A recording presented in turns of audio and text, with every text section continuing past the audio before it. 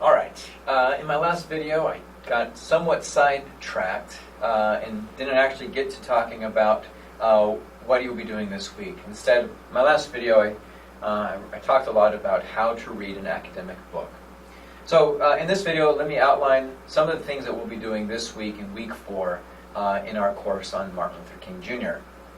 As you can tell, in the last couple of weeks, we've been running 2 parallel tracks. Right? In one of the tracks, we've been looking very closely at Mark Kurlansky's book, 1968, right? And you guys have been aggressively reading through that and responding to questions pertaining to that. But beginning last week in week 3, I also began introducing ideas about oral histories. Last week, I spent a lot of time looking at shortcomings in oral histories.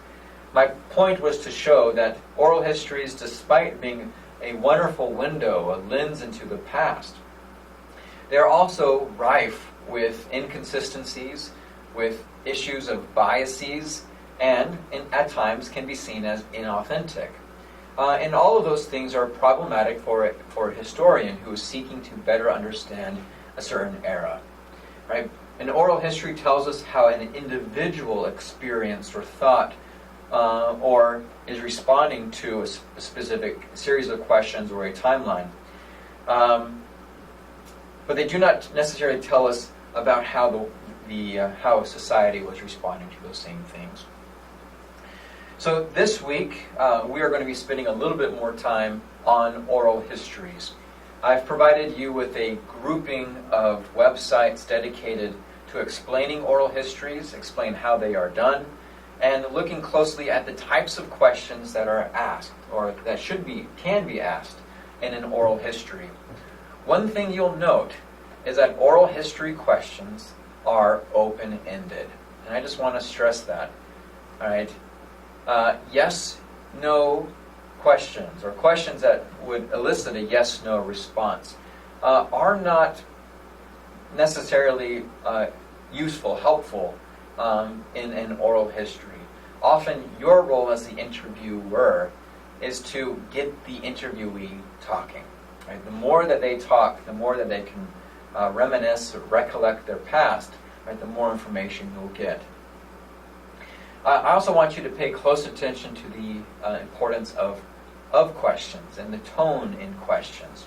Right? Because the questions that you will ask when you are conducting your own oral history project, in a way, will determine the responses you get. For instance, let's imagine that you are standing here with me, and I say, hey, how's this class, how's History 315 working for you? Right? So it's this open-ended question allowing you to respond with both positive and negatives about this class, about the lectures, about the materials, about all your complaints about how boring Mark Kurlansky's book is. Right? So on one end I have the question, what do you think about this class? Now, I could also ask a question, what did you like about this class? Now, if you think about that carefully, the responses that I will get will be very different than the responses I would have gotten from my first question. What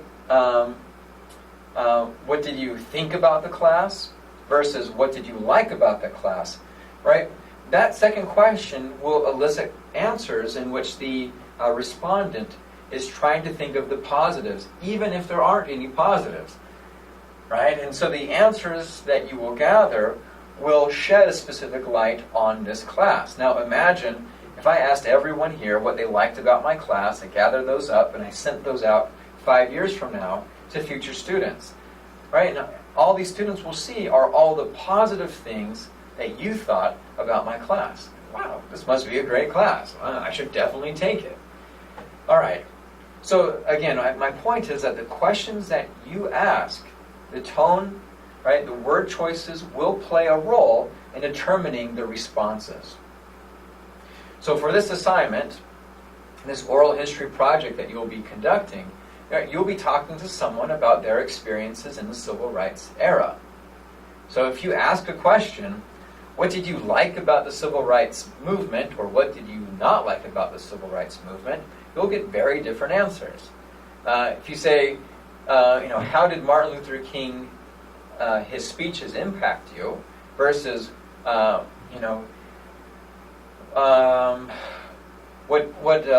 didn't you like about Martin Luther King, right? You'll get very different responses. So be mindful of that and try to make sure that when writing your own questions that you leave them as open-ended as possible.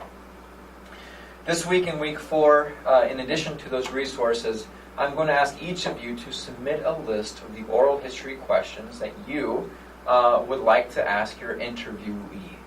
In addition, I'm asking for you to identify, with a short biographical sketch, the person that you plan on interviewing for this project.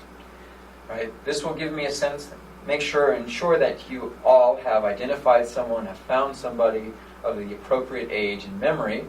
And second, that you have appropriate questions that will give you good material to base your project off of. All right. So I will try to put together some more stuff for you in the week. Please let me know if you have any questions about the assignments or about anything that we are covering. Good luck to each of you, and I look forward to seeing your work.